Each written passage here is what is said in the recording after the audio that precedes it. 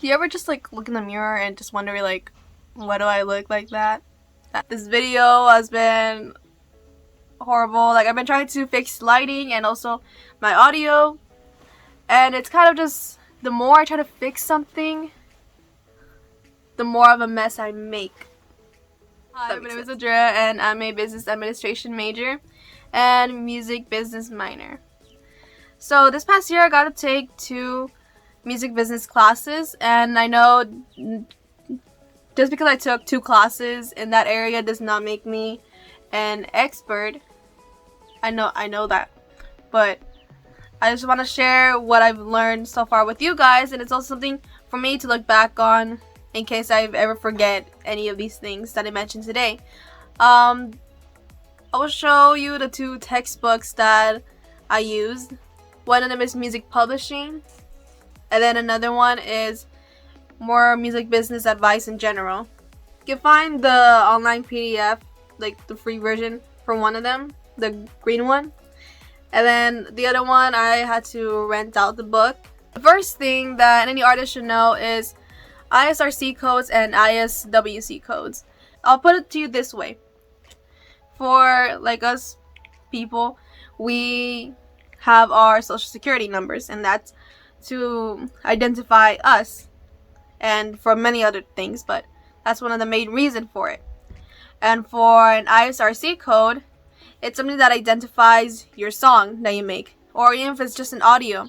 ISRC codes are the ones that, it's a $95 fee, by the way, and you purchase it on the website. I will link that down in the description as well. Because it's only, you can only purchase that code in that one website, and you cannot buy it from any other website. You'll see, if you're like me who likes to buy the cheaper version of everything or off-brand stuff, when you go online, you're gonna see that there's ISRC codes for like $2 or $4, and you might think like, oh my god, that's way better than the $95 fee. But that is pretty much a scam. It's just not good to trust it, especially that's what my teacher has told me as well, like do not fall for those. As well as when you're recording, in case you are lucky enough to be able to afford recording in an actual studio, they're gonna ask you, the sound engineer, whoever's going to ask you, if you can give them the ISRC codes. And if you say like, oh, I don't have any, they might tell you like, oh, that's okay, I'll give you mine. Do not take their codes, by the way. You're giving them permission to have full control over your song, so they could steal it, and you can't take it to court, I guess, because if they do an investigation and they see your song, the ISRC code is going to be the one that belongs to them and not you, and then you can't really take control over your own song. And I know that's a ripoff. This is expensive. I still haven't purchased one for my own music, so it's kind of my mistake, but like I said, I don't like spending so much money. But when you think about it, it is worth it, because that one fee covers you for the rest of your life, and you no longer have to pay that fee again. And the difference between ISRC codes and ISWC codes is that the ISRC is for every single recording. It's gonna be hard to explain here, so I'm going to do like a visual. Okay, let's imagine that this is our code, our ISRC code, and then the ending number is 1. That's the first code we get, and then we record the first recording that we make. Our first draft goes with that number. Let's just say you hate that recording and you make another one. You replace that 1 with a 2, and you want to record again, you replace that last number with a 3. So in the end, you will have, these will be all 3 of your ISRC codes, which is why it's recommended to make a spreadsheet on Excel or something to keep track of all that, and remember to like not expose those numbers out there.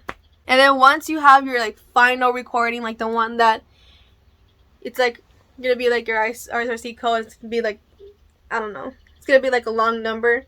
That's when you would use the ISWC code. That would be for the one official song. That's another fee, by the way. ISWC codes, you can only purchase it on the ASCAP website. If you don't know what ASCAP is, I'll explain that later. And the fee for that is $80, which is also expensive, because in case you guys didn't know, music is expensive. Distributor. So in case you wonder how artists get their music on Instagram stories and TikTok sounds and, you know, on YouTube and Spotify, Apple Music and all that, the reason for that is because they use a distributor, which is, well, there's several distributors out there, but the most common one that you'll see is called DistroKid. And DistroKid is a $20 fee annually. It helps a lot, even if you don't make anything, because, by the way, you have to do your research as well. In all platforms, they take a certain percentage of how much you make. You could get 100 streams on Spotify, and it's possible that I almost forget about, I can't think of how much you would get in the top of my head. It's like less than $20 for sure for those 100 streams, because Spotify also takes a percentage of it, and then it's very little how much you get for each stream. So we kind of have to be aware of that as well. Just when you're uploading music, just know that you're not going to expect to gain so much money out of that. Because of distribution, you also get more exposure in a way, even if it doesn't do too well. And I don't know if you remember that I had mentioned before this thing called ASCAP. ASCAP is one of the several PROs, which stands for Performing Rights Organization. It's recommended to sign up if you're an artist or a publisher, songwriter and stuff. It's recommended to sign up for these things called PROs, because what they do is that whenever someone performs your song in public, they kind of collect the royalties, royalties are like money for your songs. So they collect the royalties, and those royalties go to you, and then you decide, well, you have to, basically, if you have a contract, we'll talk about that later, kind of split that with whoever wrote the song and the artist, and you have to do your own math right there and see who you're going to share those royalties with. But for that, you have to start signing up for any one. You can only sign up for one PRO. There's BMI, ASCAP. ASCAP is where you were able to get the ISWC code, by the way. And there's SESAC. And those are the three main ones that we learned about. BMI, though, I know for a fact is the one that's free. That's the one that I signed up for.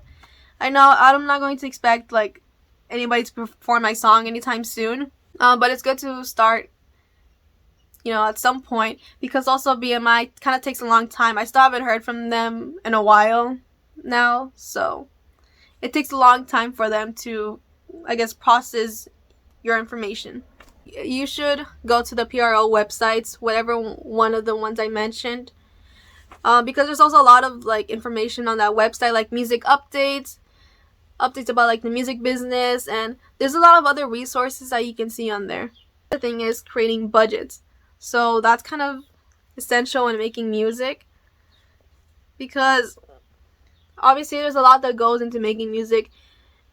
If you're kind of more of a professional, you need like to find out how much it would be for a recording studio, for the sound engineer, how many hours you're going to spend in that recording studio, the musicians and how much you're going to pay them, and just the list goes on. And you can find several different budget list online. Here's a picture of one, an example that you can use. All the information I'm giving you right now is for artists, but just know that you don't have to just be an artist or a singer or whatever to be part of the music business. There's several other jobs that you can do to be part of the business side of music. One of the main ones that we learned about is a music publisher. And a music publisher does so many different things, honestly. And you don't necessarily have to be a singer, any professional singer. Definitely helps for like knowing like the basic music theory and stuff, or learning how to play like one or two instruments, but you don't necessarily have to be the artist to be part of the business side of music.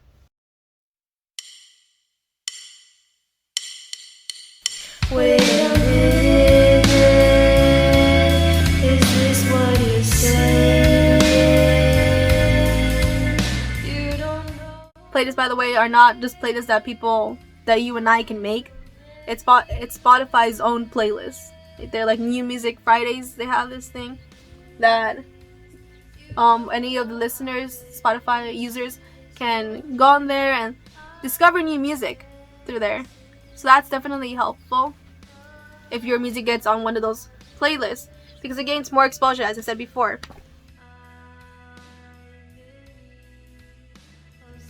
It's contracts, several different contracts. One of the ones that I am familiar with is the singer-songwriter contract. It looks like this.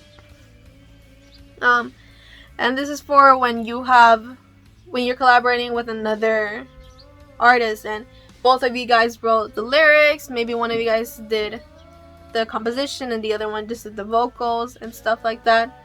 And then right there, that contract, the reason you made that contract is for once you get the royalties, because you have this agreement, and then let's just say you are going to share 50 and 50% with the collaborator.